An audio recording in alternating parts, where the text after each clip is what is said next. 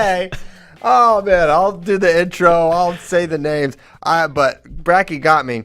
So every day after FRL, we run the same little banner. The banners are the pictures on the front of the website, right? Yeah. And so instead of deleting the banner, we Spay always changes it and moves it to the next day that we're going to be live. And he always will put like a funny little title. And today, I forgot to change it. So if you're on FloWrestling right now, you can see, Bracky can maybe even screenshot it, that it says, I love you, man, instead of like, love man. I just saw that. I was wondering what that was. So you put something funny every day, and I didn't change it, so the joke's on me. Bracky, if you would change it to something generic and nothing. Yesterday, I think yesterday it said, Spay changed it to what's next? FloWrestling Radio dead? So you never know what it's going to say. It was just like a little joke between us, but this time it made it to the site. So if you check around 8:10, and we haven't changed it yet, there it is. I love you, man. I love you too, Spay. So yeah, that's why I laughed. But I'm joined by Ben and Kyle. They're great, as you know, because you've listened to around 600-ish episodes of these. So appreciate that. Hey, Christian, I wanted to start the show with the question I was not answering yesterday, which was the best scrambler. Let's do it. Well, you know what I was thinking? This is funny. I was actually thinking that some of the best ones, yes, just right away when it was asked, that some of the best ones are in the Ivy Leagues, like specifically Cornell, and then, Patrick Lawyer is pretty good. And I then thought back to our Funky Fresh Scrambling camps, and I always think a disproportionate amount of the kids who end up D1 who come to that camp are at Ivy League. So I think there's something about intellect and wanting to use your intellect to be better at wrestling versus just the brute force method, Mm-hmm. Which I think you should use both of them. I don't think you should pick one or the other. You love brute force? Listen, I don't love anything. Sometimes you got to use what you got to use. That's what I always tell kids. Don't get emotionally tied to anything. Just be open to whatever's going to help you win the most. Right. So obviously Cornell would have a whole bunch, right? They would have Yanni, Vito's amazing, Ben Darmstadt's amazing, Patrick Gloria's really good. So a lot of the guys aren't wrestling. And then I also thought a lot of the guys who were really good, say like a Seth Gross, graduated last year. Mm-hmm. So when I was looking at the list, I'm not even really considering anyone all that far down in the rankings because, in my opinion, if you use your scrambling effectively, you should be really good. And if you're not really good, then you're not using scrambling effectively. And I see this a lot with high school kids where they get too emotionally tied to one specific style of wrestling, and it's actually ineffective towards winning. Right. And the way I view it is scrambling should be an asset of your overall game. And you can see when people are missing it, but it should be an asset. Last just overall thought before I pick a few winners is Penn State had some guys who were kind of like all-time scramblers, in my opinion. Nolf, Nickel, Taylor, Ruth, like really, really, really high-level guys. Yeah. And when I look through their roster, there's no one on their list right now that I'm like, they're great. They're really high level. Even like a Mark Hall was really high-level scrambler. Yeah. Now on their team, I don't see anyone that I love. So I think we're a little bit down on the scramblers this year compared to where we have been. Yeah. What do you think? Well, to your point, I think we had a little transcendent run there just with the Penn State guys alone was pretty crazy, and that they all implemented scrambling well. Now, a little bit with Penn State is kind of, we'll see, right? I think Kimmer is pretty good. I know that he's not at Penn State, but that just came to my mind. But yes, Nick Lee, I think, is fair, and he can do some stuff, but we'll see where like a Staraki is scrambling wise. I have no idea the scrambling of Bo Bartlett. And those are two guys that we don't really know yet, so I figured I wouldn't judge them. And I guess Aaron Brooks maybe is not, I don't know. Not much. Not yet. Yeah. Not in terms of the scrambling. So, yeah, you're right. But we'll see how they develop, right? Yes. So, okay, without further ado, and no, I didn't put them in a particular order. Sammy Alvarez at number 6 at 133 pounds. I think he's really good, but he does rely a little too much on ankle passes and far ankle situation where I think he should add some more scrambles to his game. And, I was actually just talking to Evan Wick about how much my scrambling developed over the course of my college career. And what I was as a senior was significantly different than what I was as a freshman. So I think he could keep developing. He's definitely got some potential. I like a lot of things he does. 133, number 1, Dayton Fix. He does some really good things. Obviously scrambling is not maybe his go-to, but he does do a handful of things really well. 141, Jade Ironman is really, really good. We all know that. We just saw him actually piece up another pretty good scrambler, Chad Red. He created him. I think he created him twice, right? Yes, I believe so. I think twice. I couldn't believe he didn't pin him, actually. I agree. I couldn't believe he broke out of that lock. He should squeeze that thing a little tighter. Yeah, brute force. Sometimes you got brute force him, man, because you got to put the squeeze on him. Yeah. Okay, 49. 49 is fun. I think Deegan and Mahler are both pretty good scramblers. And then Sammy Sasso is really high level. He does rely too much on the Torello position, though. So, again, like Alvarez, he needs to develop more positions that he's really high level at. He's very high level at the Torello, but now everyone knows it's coming, so they don't get themselves in there all that often. And if he was more diverse, it would be much better for him. And it seems like they know how to, when they know it's coming, maybe he can get to it, but guys can stalemate it out, whereas previously he would score. But they're like, okay, we know where he's going when I do get in on the leg, so if I just put my head here, get a restart. Yeah, so, and that's why if you diversify a little bit, they can't do that because essentially, without getting too deep, you'll start going through this funnel, and then they'll think you're going away from what you were going to, and they'll let down their guard a little bit, and they'll try wrestling, and then you can go back to what you wanted to go to if you find a few new ways to set it up, and it would make you significantly more effective. Yeah, 165, 157. I like some of the things Kendall Coleman does. I haven't watched him a ton, but I think he's got some pretty good stuff. 65. There's no one at that weight that I was like, ooh, this guy's really, really high level, at least in the top 10. Okay. I think Mackay's up there. Mackay does some pretty freaky counter stuff. Maybe not. It's not where I would deem in the realm of scrambling. It was more like his balance. I mean, his balance is so high level, right? When you get a single leg in the air, it's so hard to score on him. Yeah. His sprawl looks extremely strong, but not like he's not passing legs. He's not Torello leg. He's not doing a whole bunch of these different. Yeah, he's not doing those things. So I feel like you can't really count him. To your point, at 174, Michael Kemmer is really good. Mikey Labriola was good. I want to say all of his takedowns are scored off scrambles against Patrick Kennedy, actually. And let's see, 84. I'm not really no one there that I love in the scrambling game. So many brutes. I feel like 84 is like always like the brute weight class. No matter, it's like, I mean, there's obviously been some good scramblers in there, but it just seems like for whatever reason, like just the most diesel of diesel dudes. Uh-oh. You all right? Choked on my coffee. I'm good. Man. Okay. You NK Ultra glitched yesterday. Today you're choking on coffee. Maybe say I was trying to get me. 197. I love Camp Caffey. But who I came down to be number one, I did not say his name yet. Christian Piles. You know who I think is number one, but no one realizes it? Spencer freaking Lee. Because I started thinking about some of his scrambles with Vito in the U.S. Open. I started thinking about some of his scrambles with Patrick Glory, where we were like, damn. It was one of those things where I was like, Glory's doing everything right here, but Spencer's just better, you know? He had some good ones against Pitch. Had some great ones in the Suriano NCAA final. There's some crazy scrambles in that one. Yeah, and we don't get to see it that often because usually it's just like high crotch, then tilt. But I will not let myself be misled. Just because I cannot see something doesn't mean it's not there, because the few times I have seen it, I've been very, very, very impressed. I'm sort of surprised you didn't. One, I agree. Two, I'm surprised you didn't mention Roman. I feel like his stuff's more like down block go behinds and great movement. I guess I've seen him do some great scrambles. He'll pass legs, right? A little bit, but I don't think that's like a huge part of his game. What about his DeSanto counter where he pulls the near ankle up? I mean, wouldn't you consider that? Attack. DeSanto's in, he's attacking that's the almost too basic. DeSanto's just a dummy. It's like kind of like he kind of went to. Well, he is. He stepped the leg up and he got cradled twice. That is not a very smart thing to do, Christian Piles. Well, let's see. I don't know. Would I consider that a scramble?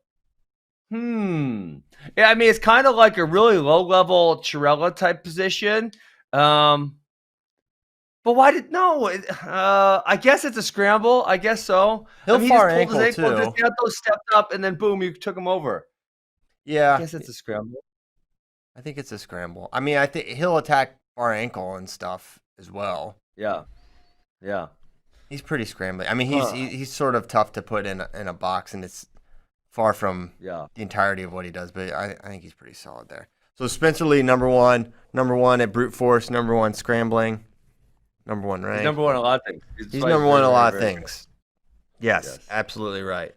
Obviously, I didn't mention any of my athletes, but I think Keegan will establish himself. And I'll just tell. I told Peyton this before, but I think he relies too much on his scrambling, actually. And I think he's smart enough to improve some of the other aspects of his game, where someday we'll see his brilliance in the scrambling. Nice. Well, we're excited to watch those guys. So pretty fun weekend, I guess, coming of wrestling. Sad though, Northern Colorado, Oklahoma State canceled, postponed. I'm not sure which, but it's not happening. On which side? Sounds like Northern Colorado's side. So they were supposed to duel Air Force last weekend. That ended up getting postponed, and they did some individual matches with guys that were good, but they must have continued to have some issues this week. Yeah, bummer. I feel like it's going to be an all too common thing. We're going to see a lot of. Yep. But main thing is just getting to the end, right, and then see where we're at. Yeah. So that's why we talked about this yesterday, but how teams, I think they should pare their rosters down in February because of this. What's this clause that if you have X amount of positives, your whole team has to get shut down. But if you don't have as many on your team, there's a lower chance of that. Because could you imagine, like, Iowa, for example, let's say Iowa, just because they're number one, and 3 of Iowa's backups test positive? Could you imagine? The whole team can't go because 3 backups test positive? Yeah, that would Holy be bad. crap. That would be bad. So that's a bummer, but we're still going to get a lot of wrestling this weekend, a lot to be excited about. I also want to talk Hodge a little bit because I think it's going to be an interesting year for the Hodge Trophy because whereas like you can have standings and they can kind of shift and change and like, the Vegas Midland scuffle like will weed out a lot of like undefeated guys. We're going to have way more wrestlers in contention. I'm curious how the Big Ten's affected in that they're going to have hit the most elite competition, which is kind of always how it goes, but maybe there'll be fewer undefeated guys out of the Big Ten. I don't know. But the strength of schedule, Kristen, that's going to hurt non-Big Ten guys because everyone's going to say, well, they didn't wrestle this person, this person, this person. Well, it's impossible because the Big Ten's not allowing outside of Big Ten competition. So, man, it's going to be, like you said, a very hard year to choose because of, number one, lack of matches. Number two, crossover of competition. You're not going to get to see a bunch of it. Yeah. Who are the top 5 or so in your mind of guys who are going to win Hodge? Let's go like likelihood, not rankings right now, because you really can't rank them right now. It's like, who do you think are the top 5-ish or so? Why do you think anyone can beat Spencer Lee? I just think that it's like, if I was placing betting odds on this right now, I would be like plus 1,000 for Spencer Lee. I'm sorry, minus 1,000 for Spencer Lee. And if there was no threat of him getting coronavirus, like I knew he was already positive, I'd put it at like minus 2,000. Like, I think who's gonna beat him? Well, I think there's one guy that can. I think Gable. Yeah. Who? Gable. Yes. And I think here's the case for Spencer, how Spencer doesn't win the Hodge. 1, Soriano comes back, and that makes it really interesting, and they have tough battles at Big Tens and NCAAs. 2, there's basically no scenario where Spencer doesn't bonus everyone not named Nick Soriano. I just can't fathom it. But there's a chance. There's been 1 or 2 in the course of Spencer's career where It's been someone good, but he's maybe had a letdown in performance and not got a bonus. I think of Jack Medley would be one. Jack Medley, he's good, but he's not a world beater. Yeah. So that was the only one last year, though. He had a weird one against Chattanooga. He won, bit big, obviously, but I don't. Yeah. He either bonus or barely bonused a guy that probably at NCAAs he pins in under a minute. 16-5 against Fabian Gutierrez last year. It was a weird match, though, if I remember. I mean, that's the standard with Spencer, right? 16-5. Yeah, but then so he had the 4-0 over Sean Russell a couple years back. I mean, obviously, I think Spencer Lee last year was different than Spencer Lee the previous years. But he has had a few of those like closer type matches. 7-4 over Seabass. When Seabass was over 6. He had the close one over, oh my gosh, he lost to Ronnie Bresser. Holy crap, I forgot about that. Yeah. Wow. Yeah, so there's a possibility. I think it's a very, very small possibility, but I think there's a decent possibility Gable doesn't bonus a reasonable amount of people. Also, if you have a hard time with Big Tone. Yeah, we're learning a lot this weekend. Mm-hmm. Yeah, so there could be 3 or 4 where he doesn't bonus also. But you could also then give him the edge for strength of schedule. Yeah, quality of competition. Yeah. So if he does that's the. Go ahead. No, I was just gonna say. I mean, if you've got Gable, Mason, if Kirkfleet emerges, I think it's going to be tough to consider Kirkfleet as a bonus in your Hodge campaign when he's probably only going to wrestle conferences and NCAAs if he does wrestle. But someone like Cassiope, et cetera, can sort of enhance Gable's thing. And if he can separate from those guys, that can be a plus in his category. Where Spencer's going to have an advantage is going to be probably in bonus and pins. Gable, to this point, he does have a pin, but he's got like he's gotten techs and 2 techs and a pin. Right. Gable should just learn how to pin people. It's so much easier at heavyweight. I don't know what his problem is.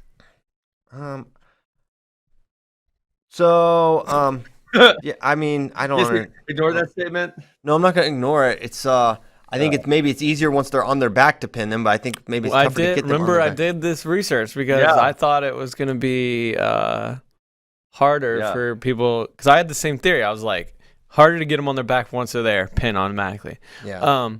And heavyweights actually was one of the weights that had the most pins at NCAAs over the past decade. So I don't know. Yep. He's not great on top. Like he can ride. He doesn't have a lot of turns. Here's the thing. Once someone is so demoralized that he's taken him down like 6 times, he just has to have like one move where they're like, F my life, I just want out. He puts the one move on him. Boom, it's done. But that's the thing, Christian. It's the thing. I tell kids all the time, like especially at the high school level, these dumb kids, they take a kid down once, they try to pin him the whole time, and it's like, but the match is still 2-0. Mm-hmm. The guy still thinks he has a chance. Like, tenderize him a little bit, take him down 4 times, make it 8-2 or 8-3. Then they hate their life. They're embarrassed. They don't want to be out there. Then they're way easier to turn over. Yeah. How many pins do you think you got like that? Or you just demoralized the guy? Well, earlier in my career, that would probably have been a majority of them. As I got better, I would pin a lot of guys because I just was good at fighting those positions. But there was a lot early in my career where it was a demoralization process. So they don't want to fight so hard. Guys, you laughing? I'm so serious. No, listen. No one wants to get pinned. No, it's true. If you make them hate their life enough, then they don't hate getting pinned as much. Yeah, it's just a dramatic term, demoralization, hate their life. It's funny. That's what it is. It's true. It's absolutely true. You're going to go over a lot easier when you're down like 12 or 14 than if it's 2-0. It's just and you also have more energy at that point too to fight. Yes. Think about how tired these heavyweights are after Gable's taken them down like 6 times. Yeah. He does have a good cow catcher, and that's why he pinned the kid in 13 seconds. And if he gets him real tired, he can do the Metcalf, run around front. Yeah, he needs to get that one. Get the hammerlock going. J-Rob always showed the hammerlock, put it on the back. Yeah, that's a good one. So yeah, we're trying to help Gable on top. It's nice of us, I guess. Gable, if you fly down to Milwaukee, I got this one pinning combination that I think could help him once the guy's tired. What? I do a new version of the cow catcher because I learned how to do a one-arm guillotine in jiu-jitsu where you really choke people, but the referees don't know you're choking them, right? So it's all good. So it's a one arm. So It's explain it more. like the cow catcher. It's like the cow catcher, but it's Uh-huh. just got it's got a couple little variations that make it significantly more effective against high-level guys. So instead of the chin, you're somehow on the. No, I'm on the chin, but most guys go too deep around the chin is their problem, and that lets the back of the head get up. And the way I do it, I can capture the chin and keep the head down, and I can really choke them. And then I just put them on their back. Call that a Nice and win-win. soft. You can choke them, keep Absolutely. the head down. So yeah, it's hard to see a scenario where Spencer Lee or Gable aren't on top of the Hodge Trophy. I mean, the one thing is, Gable can LOL, but if Mason somehow can do it, I think we're not really there. I think this guy is he is going to have the bonus numbers. Good. Mason is going to bonus a ton of guys, and he's a pinner too. So he's going to have Duel, this. though? I don't know. They'll very likely hit it at Big Tens. They don't duel. They do not duel, NCAAs. but they'll hit at Big Tens and likely NCAAs. So they would meet twice then. Yeah. I feel like the Likely. case for Gable and Mason is also the case for Spencer, really, because those two are there's a chance that they beat each other up or hold each other to decisions, whatever, and allowing Spencer to move up. But at the same time, it's also the point for them in that they're so good, it's going to make the other resumes look better. So now, who else is in consideration there that you consider? I don't think anyone at 133 because Nobody.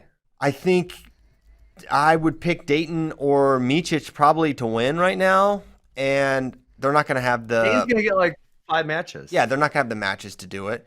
An outside shot would be like for Roman maybe or DeSanto, but I just don't see it. 41, No way. I feel like Nick Lee is going to be a big bonus point guy.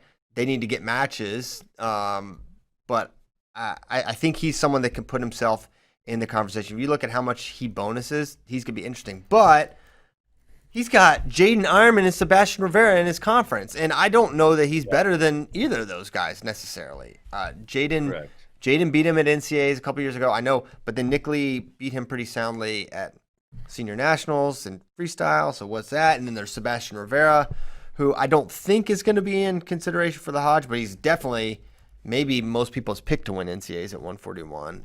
He's certainly in that conversation. But I think that weight is too good. When you combine, they're all too good and they're in the same conference. I think they all just disqualify each other. And none of them are going to have. I mean, I don't know. So I feel like we're going through these weights, and in normal years, I think this would be more reasonable. But when you have someone who's setting the bar as high as Spencer is setting the bar, and then you have someone behind him who is going to be almost equally as dominant in Gable, I feel like it's like really hard for me to even consider other people. Yeah, I agree. But we should still talk about them, right? Like, who do we think is likely? 49. I have a tough time with any of them because no, I don't think so. 57.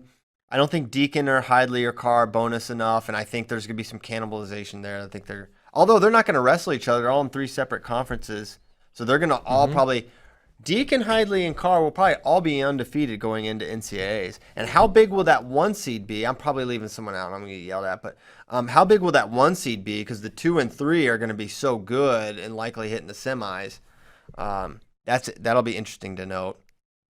And that's a tough one. I don't feel like you left someone out. I feel like those are the very clear top 3. Jesse Del Vecchia of Riders at number 4, and I feel like that's there's major separation there. Okay, 65.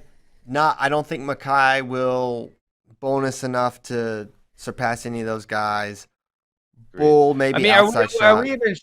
Yeah, man. After what we saw out of Mackay versus Karchula, it's hard not wanting to consider Marinelli in this because I do Karchula consider whooped him. his butt. Yeah, Karchula whooped his butt. I mean, that was not competitive. Karchula's not out for the season. That was impressive. Yeah, I absolutely consider Marinelli in the mix. 74, Kimmer missing time. That's not going to help. I think missing matches is going to hurt you, especially when you're only going to get a handful of them. Do we know how long he's going to be out, Christian? Apparently, he's going to be back this week. Okay. So that'll be good.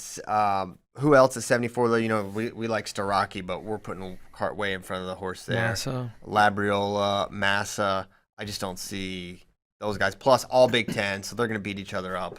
So I don't think anyone from 74.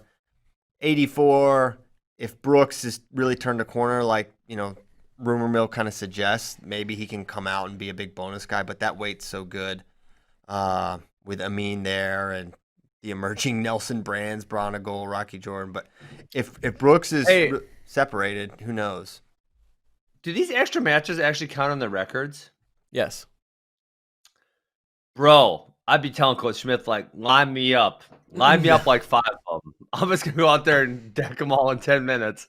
Put my that's what Gable should be doing right now. Gable should be saying, line them up. Give me the duel. Give me one after the next. Man, boom, and then I'm going to get my Yeah, out. the other team's got to agree to that. What coach is going to send their backup heavyweight out against Gable? To whose benefit is that? Give me him. Give me him. Start calling them all out. Put them all out there. Yeah, yeah. If I'm coaching against Gable, I'm not giving him any more sacrifices than the ones that are given out. Same with Spencer. Give me the 97-pounders too. Oh my, yeah, an undersized backup, even better. What could go wrong? Seriously. 97. I don't think Noah Adams is. He's a good bonus guy. I barely beat your true freshman guy that you like. He's coming. Hey, big match for Andy Smith. Andy Smith, JILO Barely. this weekend. It was close. Barely is a stretch. Barely is not a stretch. It was like 7-2, wasn't it? It was closer than that. I think 7-4, and there was a takedown in like the last 20 seconds. Took this man down. You can't be taken down by 15-year-old true freshman if you're going to win the Hodge. Listen, I mean, no one's saying he's won the Hodge. He's won just 37 matches in a row, though. I know that. 37 in a row. That's pretty good. Listen, Hodge Trophy was very important to me to the fact that I had to go I had to put some overtime in to make sure I ensured my stats were good enough to get it done. That's what some of these guys should take a lesson. Gable should be going to other coaches and come on, man, give me that dude and that dude, right? Put him out there. I'm gonna get some bonus points. Spencer Lee should be doing the exact same thing. These guys, I want to see these guys want this Hodge Trophy. I want to see them put in extra effort. Let's go. Okay. It was 7-3, which means it was 7-1 with like 20 seconds left. Yeah, but barely. He smelled blood. Andy Smith smelled blood. He just ran out of time. He didn't lose. He just ran out of time. That's the Mamba mentality from Andy Smith. Okay.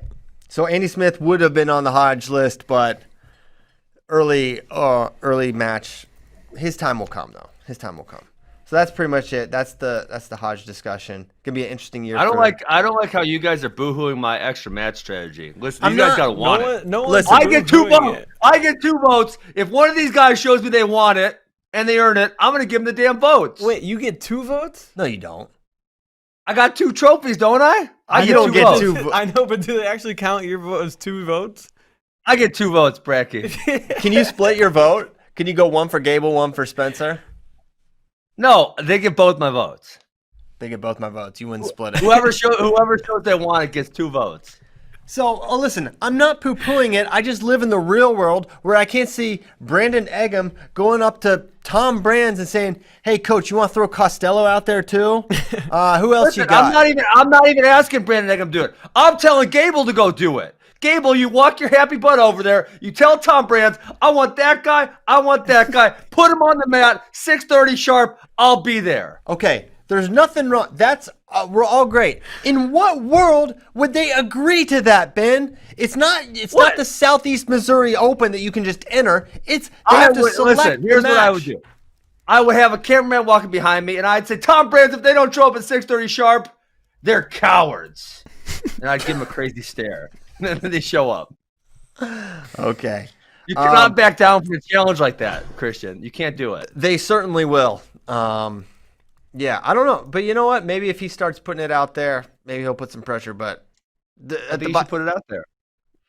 And it would be stupid. I would. It would be stupid, Christian. No, it would not be stupid. It would be the greatest bit ever. It would be the greatest bit ever.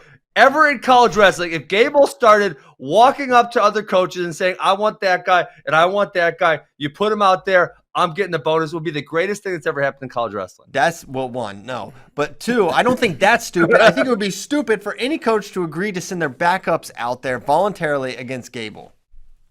Well, they just want, come on, it's one match. Take an ass whooping. Who hasn't taken an ass whooping before at some point? Good point. Good point. All right. I'm sure there's so much incentive for the other coach to boost Gable's Hodge stats. They just won't be able to resist. Well, no, it won't be incentive. They will be incentivized by the fact that he walks up and calls the other heavyweights a coward if they don't show up. Like, okay. Christian, have you ever been in elementary school? And the one dude says, meet me on the playground at 3 p.m. And, dude, if you don't show up at 3 p.m. on the playground, it's embarrassing. You're a coward. You got to show up at 3 p.m. on the playground. So, listen, if Gable says 6:30 sharp, meet me in the center of the damn mat over there, the referee will blow the whistle, let's get after it, they got to show up. Okay. Gable, I hope you're listening. I know you aren't. No, Gable, listen, he follows my Twitter. You guys should send me a clip of this, and then I'll post it, and I'll tag Gable, and then we got a gimmick going. All right, let's get the gimmick going. Hey, Tyler, I know you're listening. Can you send me a clip of this afterwards? He's got the clips. He said he's got. Oh, he's already got a timestamp. Boom. Sweet. Okay, let's talk about. What, Christian? Hold on. Can you imagine if Gable actually starts doing this, and then other people who are contending for Hodges, they're like, I have to do this too, and then everyone starts doing it? That would be so great. We get all these extra matches. So many. Yeah. Spencer and Gable should just wrestle each other for the Hodge. They should. Yeah. And it would be just like bloodbath open, like the greatest guys in college, the top 8 college wrestlers, just calling out backups. We just watch, just slaying them. I love it. You know, I was thinking, I was watching the Nebraska Duel or Nebraska Iowa Duel. I was like, how many weights could Spencer go up and beat Nebraska's starter? Like a great team. How many? Like he would certainly win 25 and 33. Could Spencer Lee beat Chad Red? I don't know. That's a lot of weight. And Spencer's small too. I mean, he's not a big 25. I think he's gotten. Does he have to weigh in at 25 or no? Yeah, let's say he's got to wrestle the 25 pounder. He's got to beat Liam Cronin. Yeah. You don't think he could beat Chad Red? I think it's tough. I think I'm giving him a chance for sure. Maybe even consider him the favorite, but that's a lot of weight. I kind of think he'd beat him. I think he could get the. I don't know. You hear some of these stories. So, stories get out about guys that are like the best dudes in the room, right? You think like Zayn back in the day. They said he was going up way and was like the best guy in the room there. Like he was beating Chinzo. Even over like David? No. Sorry.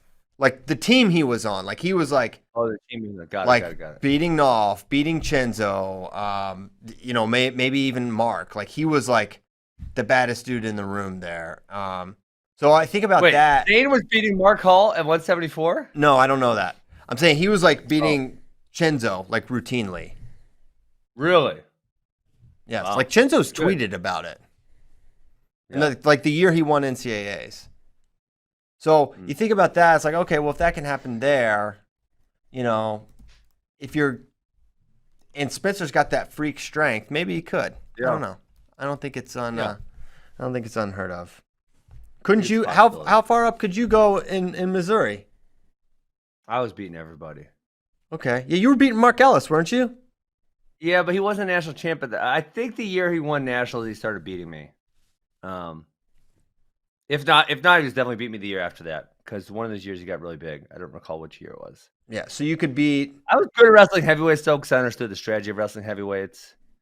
It's very. So you could beat Raymond Jordan. You could beat your brother. You could beat. Max was number 1 at 197 for a long portion of that year. Yeah. Right. Yeah. So I don't know. It happens. I mean, I'm surprised you're not. For all your. No, I said I think he's the favorite. Okay. Yeah. It just does worry me though because in matches, at sometimes Spencer has gotten tired. And I know people hate that narrative, but if we look back at especially if we look back at some of the old matches, I just look back to his wrestle stat, which is why they're all so clear in my head. And I think Chad Red would probably be strong enough to maybe if he gives it the first takedown, which he likely will, to kind of base out and not give up his wrist. Mm-hmm. And if he can go 2-0 into the second period, I think it's going to be really competitive. And I think on top, he would have a good chance at riding Spencer because obviously it's a gigantic size advantage. It's 12 to 15%. If Iowa wasn't so good at 33 or whatever, it would be interesting if Spencer took some bump ups to boost his Hodge case. But I don't think we'll see that in any duels because every duel is pretty big with the Big Ten, and also it's who wrestles 25? What do you do with DeSanto? But it would be fun. Maybe some exhibitions with some 33s. Maybe he can do that. Yeah, that would be awesome. I mean, that would boost his stats for the Hodge for sure. Spencer, you should think about it. I think he probably thinks if I do what I'm supposed to do against the matches I have scheduled, I'll just get that. Okay, so let's talk about some of these duels. There's a few I want to discuss, starting with tomorrow's Minnesota versus Iowa duel. I put in some imaginary betting lines, point spreads, if you will, for this duel. I have Iowa as a 24-point favorite over Minnesota. Damn. And I maybe, right. Yeah, I think that's probably about right. So, are you serious, Christian? What? Spencer minus 15. Minus 15. Absolutely. But Christian, okay. Listen, that's funny. It is, but if it's a 15, it's a push. So you have to go 14 and a half. I think. No, you don't. You could tech by more than potentially. I mean, it happens go look through Spencer's tech fall resume. But if he gets it by 15 and it's over, then it's a push, which that's crap. What happens if he pins him? What happens then? That would be the over. No, I think that that's interesting. What in about wrestling. the spread? What if you bet the spread? What would happen with the pin? Spread. You win? Yeah, you win. Okay. No, it dissolves. It's what's it called when bets don't count because something doesn't happen? Okay, here's his text. What? Hold on. I was gonna pull up his text. No, I believe you that it could be more than 15. I'm just saying if it were to end at 15 and it's a push, that's really annoying. No, that's part of the bet. Okay. If there's a fight that's going to happen, and then somebody misses weight and the fight doesn't happen, the bet is just null and void, right? You get your money back that you bet. Yeah. So I think that's what would happen in the case of a pin. No. In the case of a pin, no. I think that would be the over of the point spread hitting. So You'd have to, but that doesn't make sense, Christian, because what if the match was minus 15? What if it was within 4 points and then there was a pin? I mean, I guess you could make wrestling specific betting lines. Yeah. Okay, wrestling specific. You could just say that if in the event of a pin, the over automatically wins. You could very easily say that. Fair enough. So his tech falls 16, 15, 18, 18, 15, 15, 15, 16, 17, 18. 17, 18, 15, 16, 18, 16. So most of his techs are over 15 points. The vast majority. Yeah. So where are you putting your money? Spencer Lee minus 15.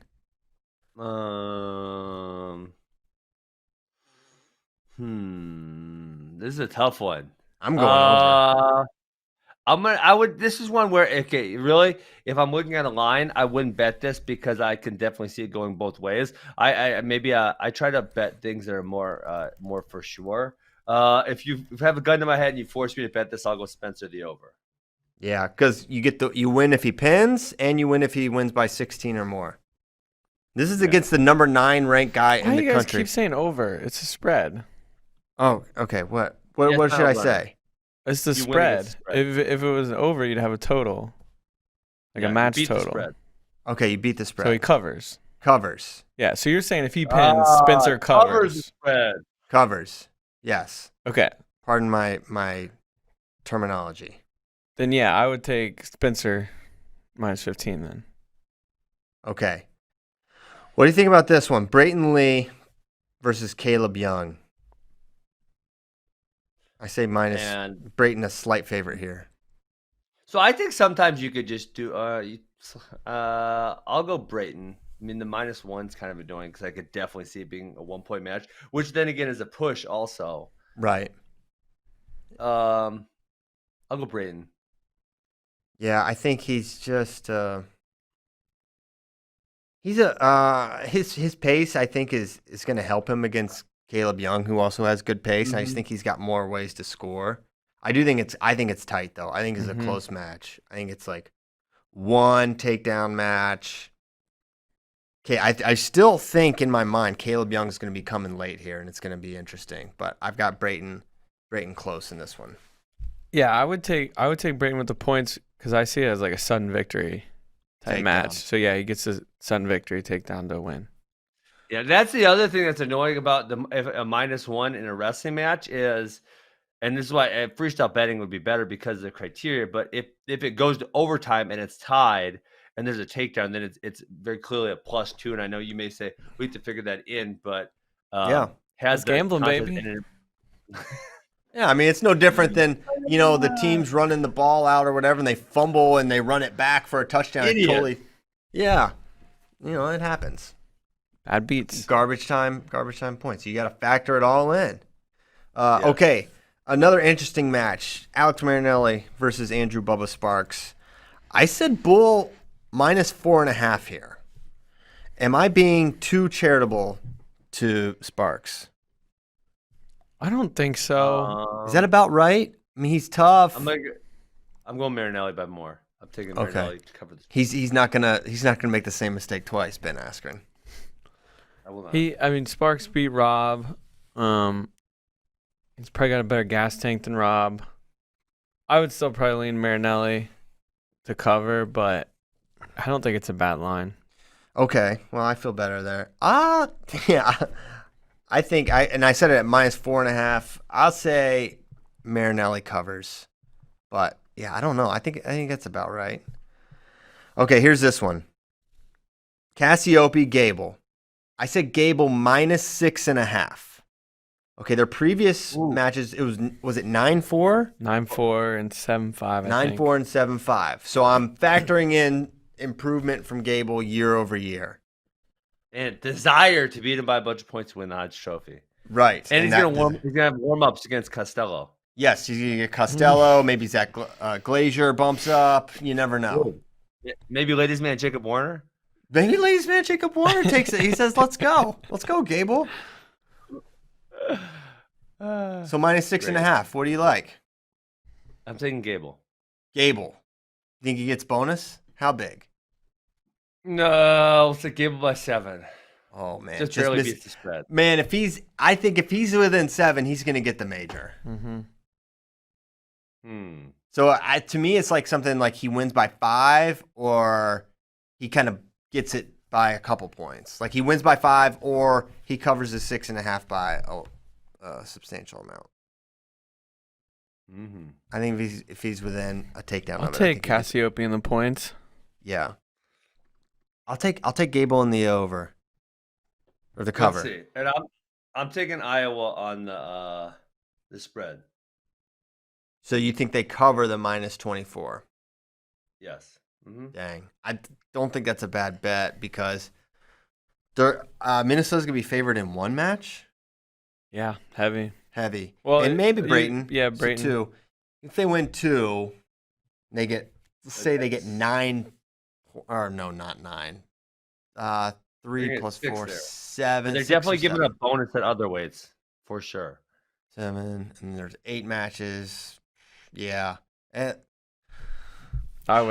think you're kind of you'd be kind of crazy to risk Minnesota there. Yes. To bet Minnesota because I mean 24. Iowa beat Nebraska by more than that, didn't they? Yeah. So with the first 2 weights, 3 weights, really, they're gonna pile up the points. Like Boo Dryden's is definitely getting bonus. Spencer, it's like, is it 5? Is it 6? 41, Ironman's gonna be a huge favorite. 49, Max Murin over Block is probably not a major type of match. Bull's got the potential. 74 if Kimmer's back. That looks like a major.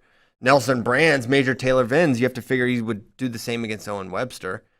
And then, maybe Jacob Warner can get it. So, yeah, I think Iowa covers the 24, which is crazy because Minnesota is solid and they've looked good this year. But yikes, Iowa's just a death squad. Okay, another exciting duel. Virginia Tech UVA. Very excited for this one. That is also tomorrow. A couple interesting matches. I have Virginia Tech as a 6-point favorite here. A couple of the matches. Brian Courtney, Sam Hilligus at 141 is interesting. Hunter Bolin versus Batista. Quinn Miller, John Borst. I'm excited for Andy Smith versus J.I.L.O. Call me crazy. I think that's going to be a compelling, interesting match. It's going to be a match, Ben. Why? But you're pushing this Andy Smith hype train, and what is your connection to him? Is he just someone you just saw, or what is the deal here? He's my son. No, I like him. I like watching him wrestle. Your cousin? No, there's no relation. I've never spoken to the man. I didn't actually know he existed. I heard about him. I've learned about him through the grapevine. Heard some great things, and now I've got to watch him wrestle, and I'm putting the whole package together, and I think he's gonna be really good.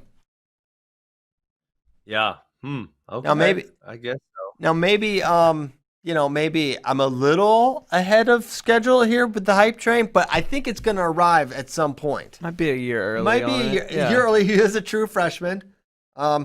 He just quit Domino's, I think. He was working at Domino's. I think he's still working. He just had to cut back the hours a little bit. Is it so good? Sorry. I'm sorry. That's not what I meant to say. At a young age, right? So Ferrari's going to be there for a while. Rocky Elam's going to be there for a while. Who else? There's someone else really good. Oh, Braxton Amos is going to be there. You're going to have some really, really good people. So for him to... It's a regular who's who. What do you mean? Those are really, really good freshmen. You got the... Yeah, exactly. Iron's going to sharpen iron. Listen, no one saw Jared Hott in the NCAA finals back when those... No one saw Hunter Bolin being the number 2 guy in the country. But these things, they just happen down in Blacksburg. Yeah, okay. Especially that weight. I mean, listen, I think we all think Braxton and Ferrari are super duper good. But I think I'm not saying Andy Smith's going to win national title this year or next year. I'm saying he's going to be a guy we talk about for a while. I think he's good. And I think he can wrestle with Aiello. Okay. Not a believer, Ben Askin. What would you set the line at? I'm just so curious because it's not like this guy was like UWW junior champ or something like that. Like I literally had never heard of the guy when you started bringing him up. Yeah. Well, he's here now. I would set the line for Aiello Smith at like 2.5 for Aiello. Really? Yeah. He's that good.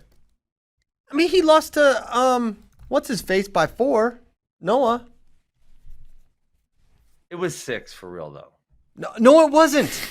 It wasn't 6 because it wasn't 6. If it was 6, it would have been 6, Ben. But he didn't. He took him down. Takedowns are worth points. Even if you're going to still lose the match, takedowns are 2. Okay, fair enough. All right. No one wants to talk about this. I think it'll be a good duel. Jason Smith or what's his name? Andy. Daggone it. Hey, let's talk about we got the Ben versus Bracky Bowl. It's not. Oh, yeah. Bracky does not want to talk about this. I've alluded to it several times. Missouri versus the Ohio Bobcats. Who's Ohio's best guy? Mario Guillen probably at 33. Joel Greenlee. Are they going to win a match? No. They can at 33. I mean, Schmidt's not been great this year, and Guillen's ranked like 19th. Okay. Yeah, your boy Keegan will get a chance to get a ranked win against Colt Yanger. That's an Ohio guy. Oh, so you have 2 because then don't they wrestle Northern Iowa also? Yep, he'll have Oyenik there, so he can jump into the top 20 this weekend. All right, I'm going Ohio plus 33 in this one. You. And I think Missouri covers that, personally. Oh, God. They're going to get a lot of bonus. Unfortunately, I think you may be right. I know Ohio's been dealing with some COVID stuff, and they had to forfeit a few weights the past couple weeks. So hopefully they at least have guys in the lineup. But unfortunately, I think you may be right. Yeah. I mean, they're just, if you're going to kick a team's neck in, this is the, it's going to be, the neck is going to be very kickable. In Ohio's defense, Missouri is kicking everyone's neck in. They just kicked Iowa State's neck in. So the neck kicking tour for Brian Smith's Tigers is going to continue this weekend. Pitt versus NC State is interesting. A few things I'm looking forward to there. I just want to watch Ed Scott wrestle some more. Exciting freshman for NC State. Who did NC State have at 49 that he beat out? AJ Lighton. Yeah. Eddie Scott. I first watched. You know who I first watched Eddie Scott against? Eddie Scott and Keegan O'Toole wrestled twice, I think, at Flow Nationals, maybe 2000 and what was this? 16? Like 15, maybe 16, okay. Somewhere around there. And Eddie Scott looked like a little butterball, but he was a freaking animal. Oh, really? Oh, we gotta go back find those matches.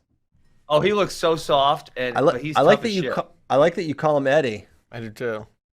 Is that what people call him, or is that just are you just on that level with him? No, I just called him that. So he probably wrestled Aiden and Keegan maybe 8 times or something like. It was like a lot of times. So I got to see him a whole bunch, and then I would do I did the Young Guns camp for like 3 or 4 years in a row, so I saw him every year there also. It's funny, they wrestled at 113 at what looks like Flow Nats in April of 2017. By October of 2017, they wrestled at 126. So they jumped several weight classes in that period of time. All right, now I want to see Butterball. Knocked him out of. Didn't he knock him out at Super 32 that year? Let's call him Butterball Eddie Scott. Okay, look at his 113. He is soft. I mean, he's really tough, but he is soft. I don't know. He kind of looks like Luke Pletcher to me. He looks like at 113. Yeah, he kind of looks like he's got big hips. Put the video up. Hold on. You probably like him, Ben. He had at one point last year, or his last year, in high school in PA, he had like a 28 match pin streak. Boom. Yeah. I like him a lot. You love Butterballs. Yeah. No, there's something about there's been a handful of guys where it's like somehow the guys I coach have been like attracted to like wrestling them, where it's like another guy, Donnell Washington. I feel like I had like 15 guys wrestle him. He's starting in Indiana now. So I see them all the time. And I'm not hateful of my wrestlers' opponents. I develop a good relationship. We see them enough. Yeah, I don't think he's that much of a butterball, personally. Come on, put it up. We're putting it up. He's working on it, but I don't see it. Okay. He's got big legs. Oh, look at these guys, 113. No, you can't see in this video, but he's definitely a little softer. Because I looked at this guy. Okay, listen. Here's my real thoughts. Ed Scott, I love you, but I looked at him like, oh, Keegan's gonna roll this dude quick. Yeah. And then no, he was super tough. Yeah, Oh my gosh, look at these guys. Yeah, I know. Keegan, young Keegs. Oh, it's hilarious. Funny. I think this went to like triple overtime or something. Yeah. It's a 10 and a half minute file, so I would assume. So we can't watch the whole match, I think? We could. I mean, there's nothing that can stop us from it, but other than the consideration of our loyal listeners. So who won? Keegan won? Man, he looks Keegan exhausted. won this one, but he won at Super 32, though. Or, sorry, Ed won. I think Ed won at Super 32. Ed is devastated. Holy cow. Dude, Keegan looks like he's half dead. Through. Oh, man. Well, I think that was one of those where they wrestled a whole bunch of constellations, like, relatively quickly in succession, for both these guys. Yeah. Oh, my gosh, you're so young. That's hilarious. This is funny. Tell me Eddie Scott doesn't look soft there a little bit. Come on. Yeah, he's not super tight. He looks, man, I don't know. I think he looks pretty strong. Keegan's holding on for the win here. Oh, is he going to hold on? Look. Oh, he's almost pinned. Oh, he hangs on just barely. Close call. Great match. That's funny. That's like a consolation match. Probably no one was even paying any attention to it, and now it's like, Yeah, it's pretty cool. But yeah, Butterball Ed Scott. I'm excited to watch him. He'll get Luke Kemmer, but really, I just want to watch him against anyone. I like watching these freshmen. Bonacorsi versus Renan, probably the best match of that one. Renan had a close one with Aiello last week.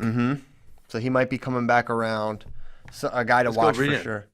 And then NC State, 15-point favorite here, I think, against Pitt. That's what I put the number at. I think that's probably about right. I would probably favor.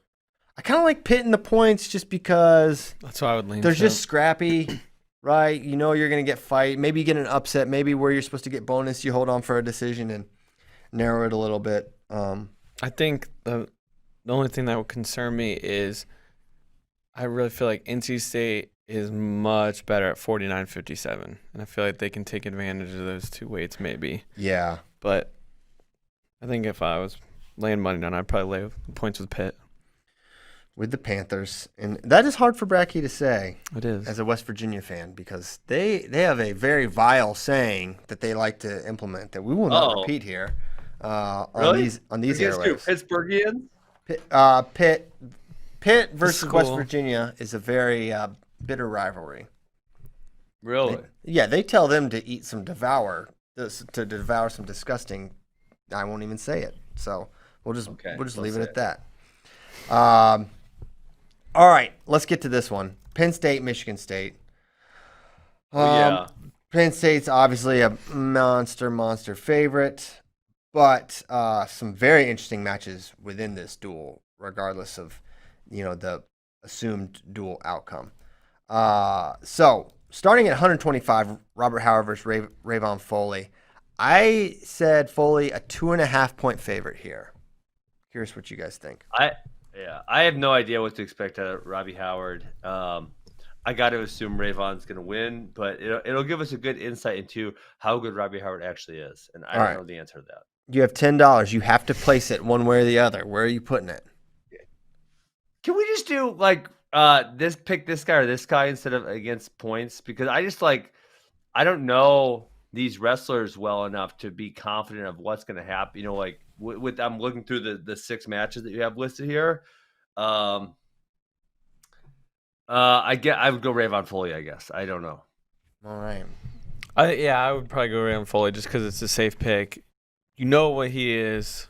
You're not sure what you're getting with Robbie yet, although we think he's going to be really good. It's just like Rayvon was the guy who was ranked second in the country last week. Yeah. So I would lay the points for Rayvon. I'll take the plus 2.5 with Robbie. I believe. Let's see it. Bo Bartlett versus Peyton O'Mania. I think Bartlett's a pretty good favorite here. If he goes at 149, that's my assumption is that's what we're going to see, but I don't know that for sure. But if so, I would think Bartlett would probably win there. So Peyton, I gotta go to WrestleStat for Peyton O'Mania because I don't really know much about him. Tell me more. I know he's good at Greco wrestling. Yeah. That's really all I know.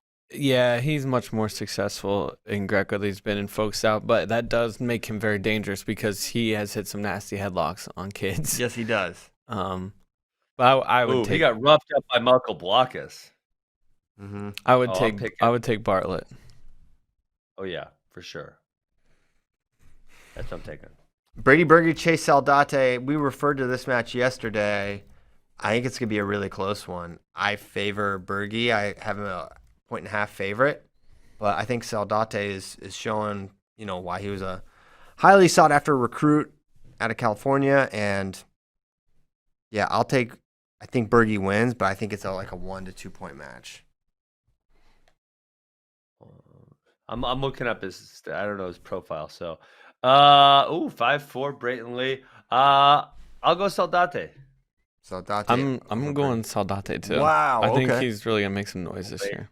Dang. And I'm not sold on Berge being that good until we see it again. I've been kind of Team Berge for a while. Sometimes I just don't get off the train, no matter where it's going. I like Berge, and also it's like elite recruit at Penn State, healthy. typically that works out. Joe Lee versus Jacob Tucker. Tucker is a guy that's been in and out of the rankings. He's up at 65 now from being at 57.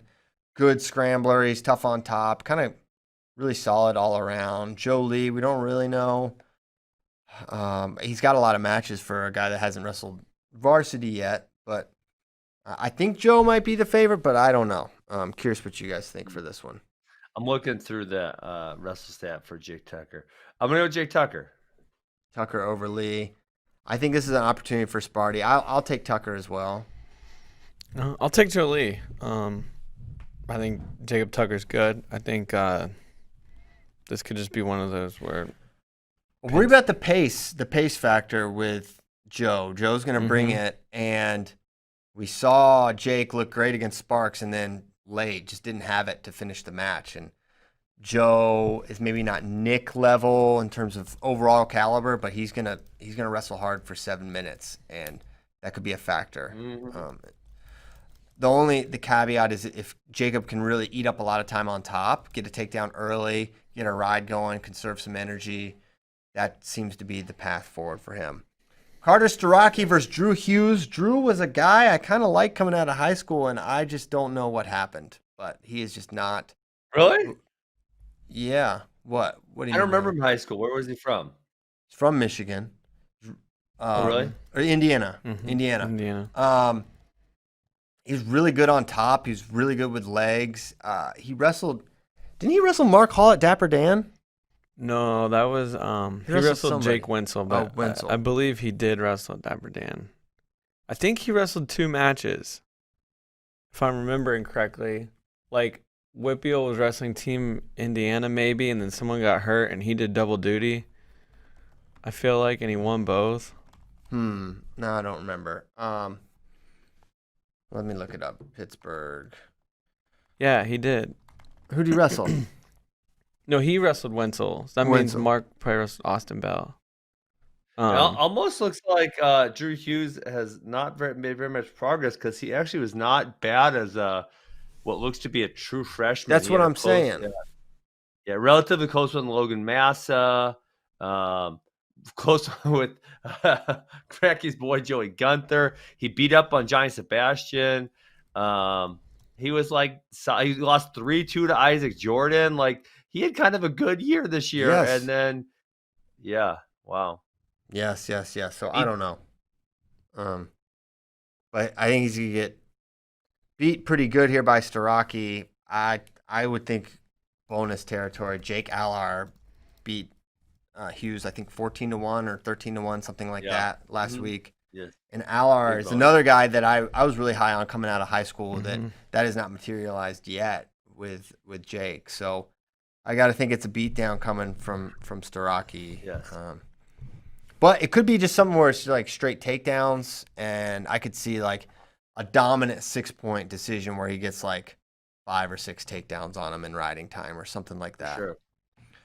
Michael Beard versus Cam Caffey, probably the most anticipated match of this duel because where is Michael Beard in relation to someone as good as Cam Caffey, who I think we're expecting big things. I think he's a title contender at 197, no question about it. And if do you agree with that? You oof. I don't know if I would say title contender. I would say he has the potential to become a title contender. I wouldn't put him in that category yet. While he had some good wins last year, he did not beat anyone who was like number 1, number 2, I don't believe. Correct, but that weight was significantly tougher. Well, let's see what he can do against Noah Adams. Yes, let's see. Let's see what he can do against Michael Beard as well. I would favor Caffey here. I think he's too good of a scrambler. I think he's good on top. I think he can ride. So I think he wins by 2-3, but this is a big opportunity for Beard, and he's going to have a lot of attacks. If he's able to finish quickly, he'll be in good position, but he's going to get in on Caffey. He's going to get in probably frequently. It's just, can he figure out a way to finish? Yeah. So his highest ranked win, Caffey's highest ranked win was Taylor Venz last year at number 8. So he also beat Assad. I don't think that was Assad was number 10. I know, but I'm just saying that's a good win. Okay, fair enough. I'm taking Caffey in this bet, but I also don't think Beard's going to be that great this year. Okay. All right, out on Beard. Yes. Okay. Is there any reason?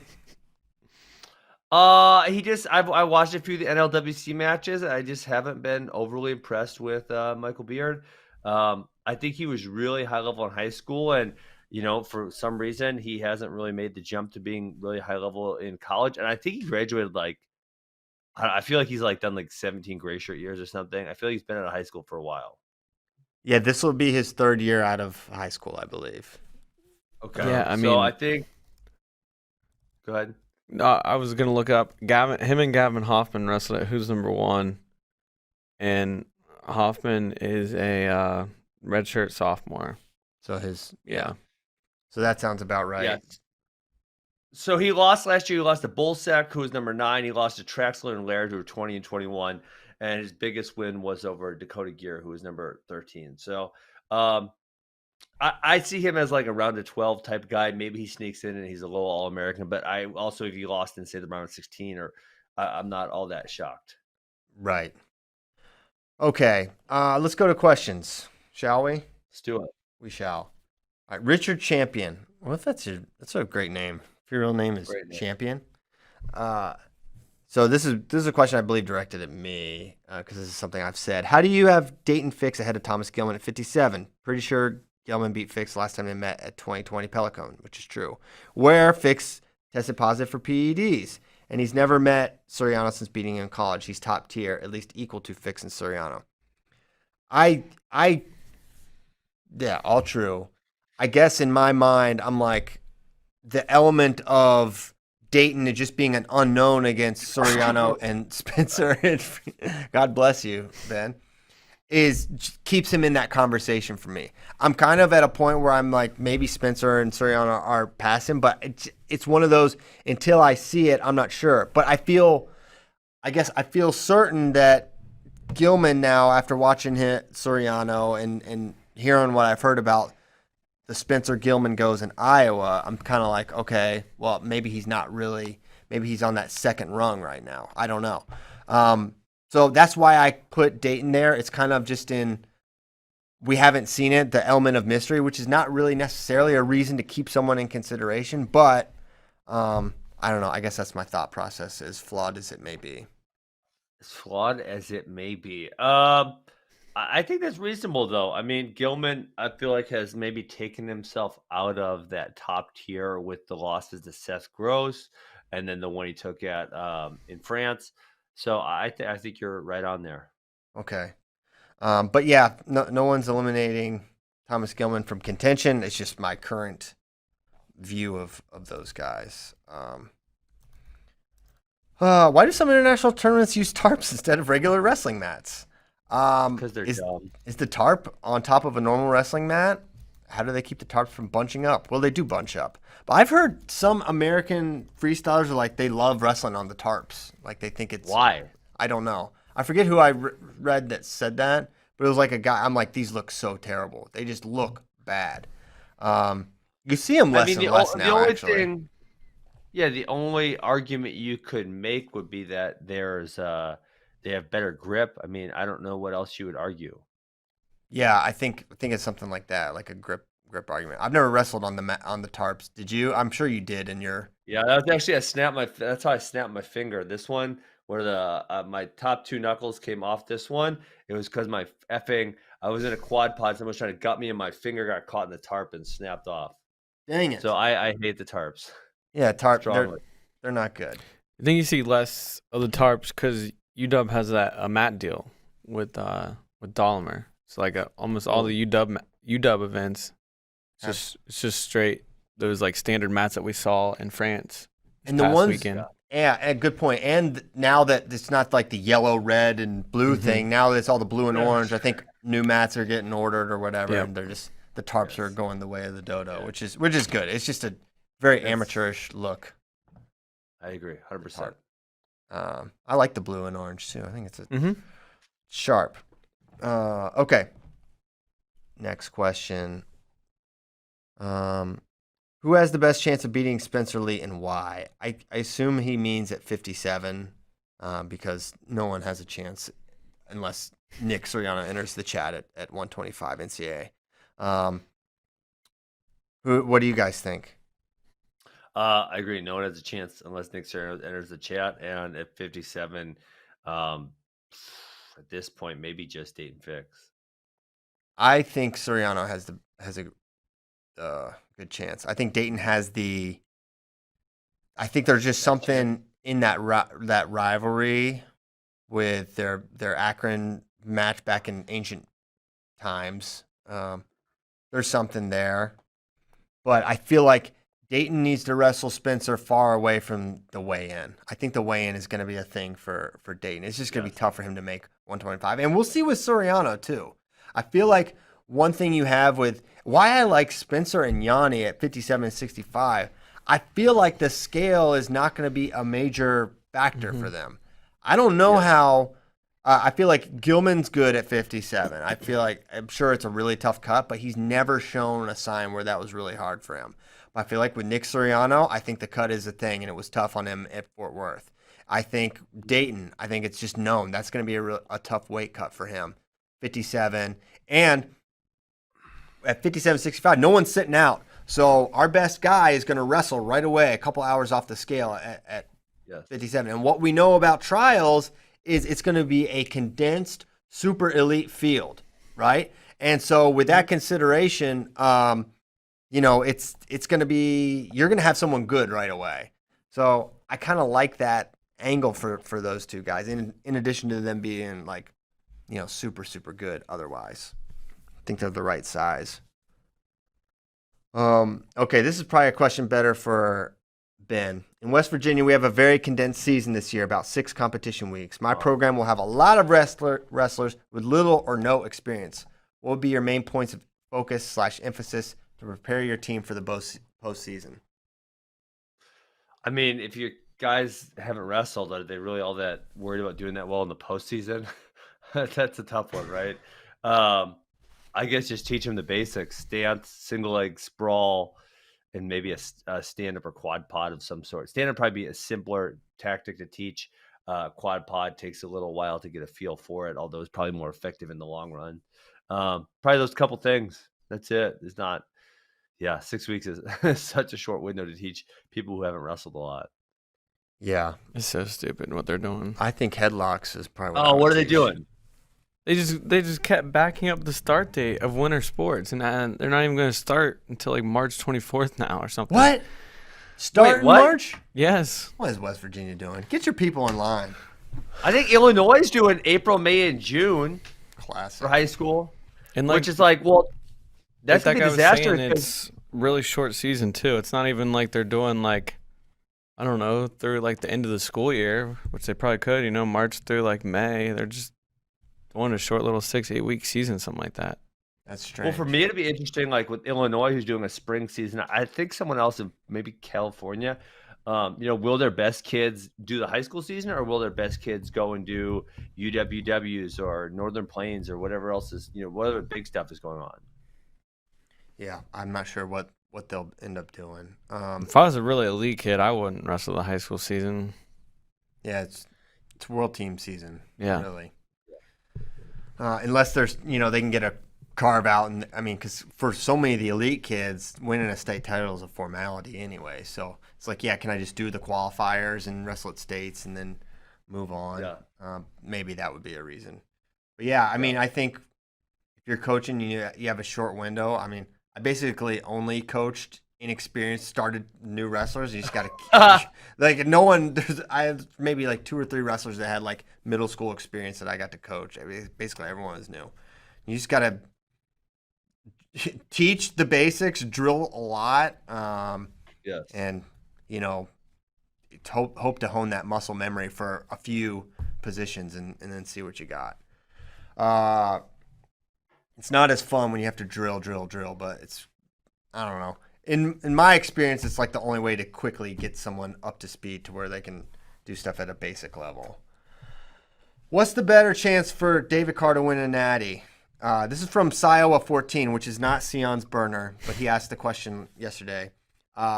Should David Carr go through Deacon and Hidley or Mackay and Marinelli? And he also says, may the curse of Frank Solich live forever. I feel like 57 is, I don't want to say easier, but from a matchup perspective, I think maybe makes more sense for David than Mackay and Marinelli, right? Yeah. Yeah, is there an actual, is this a thing? Like, I didn't think that David Carr moving up was a thing. He's eventually going to move up. I'm sure of that. He's said as much last year. The cut is a thing, but I think at 57, I think for their team, it makes more sense for him to be there this year.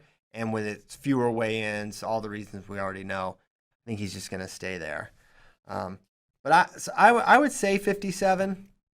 I think he can match up well with those guys. He did beat Deacon in freestyle too in October. That's a good point. I forgot about that. Yeah. But yeah, so that's my thought there, and that's pretty much the questions. And I think that's the best ones. Yeah, I think everyone. Look at Missouri. Missouri's having a high school season. It's longer than normal. What? Take that, West Virginia. Why? Cordell Raymond saying that. He's in the chat right now. I think he's just bragging because they're having a long. Wisconsin is also shorter than usual, I think, by about 3 weeks. Ross Patton, were you talking trash about Virginia's 8 classes? First of all, it's 7. So check your math. We only have 7 classes. And I don't know. The jury's still out on which is a tougher wrestling state, Virginia or Illinois. I don't know. Maybe we'll find out one day. But right now we just don't know, and we can't know. There was no Fargo last year, so we didn't get a chance to find out. Yeah, at this point, there's no way to know. Is Fargo really the best way to know? I don't know. Okay, let's get the heck out of here. 9:32 deep in the heart of Texas. Thank you guys so much for listening. No tacos. We're on our own. Bracky had his classic. Bracky had his chicken biscuit and hash brown already from McDonald's. He loves it. Oh, baby. I love McDonald's. I might go. I haven't had McDonald's breakfast in a little bit. I might hit it up. I'm going to treat myself. Don't do it, CP. Don't do it. Hey, we're hiring. If you're good, apply. Who are you hiring? I don't know. It depends. For what? The job post, content position. All right. If you want to work here, you can apply. If you don't know if you should apply, just apply anyways. Thanks so much. We'll see you next time, next Tuesday. Have a good weekend. We out.